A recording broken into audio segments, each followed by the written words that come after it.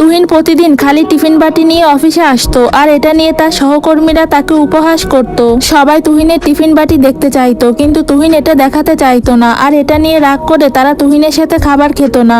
এটা দেখে অফিসের ম্যাডাম জিজ্ঞেস করে, তুমি কেন টিফিন বাটি দেখাও না তুহিন? কিন্তু তুহিন কোনো উত্তর না দিয়ে উঠে চলে যায়। পরের দিন তুহিন দেখতে পায় তার টিফিন বাটিতে একটি বার্গার রেখে দিয়েছে, কিন্তু কে রেখেছে এটা সে ভেবে পায় না। তখন অফিসের ম্যাডাম এসে জিজ্ঞেস করে, বার্গারটা কেমন লাগলো? তুহিন তখন বলে, কিন্তু আপনি জানলেন কিভাবে এখানে বার্গার আছে? মেয়েটি তখন বলে, আমি সবকিছুই জানি যে কেন তুমি খালি টিফিন বাটি নিয়ে আসো। তুমি দুপুরে কিছুই খাও না। তুমি ফোনে কথা বলার সময় আমি আড়াল থেকে সবকিছুই শুনেছি। বাড়িতে তোমার মা অসুস্থ, তোমার বেতনে সব টাকাই তুমি বাড়িতে পাঠিয়ে দাও, আর শুধু পানি খেয়েই দুপুরে কাটিয়ে দাও। এ কারণেই আমি আমার ব্যাগ থেকে বার্গারটি বের করে তোমার টিফিন বাটিতে রেখে দিয়েছিলাম। কিন্তু তুহিন, তুমি এভাবে না খেয়ে থাকলে তো তোমার শরীর খারাপ হয়ে যাবে। আজ থেকে তোমার দুপুরের খাবারের দায়িত্ব আমি নিলাম। তুহিন প্রথমে ম্যাডামের দেওয়া খাবার না খেতে চাইলেও পরে রাজি হয়ে যায়।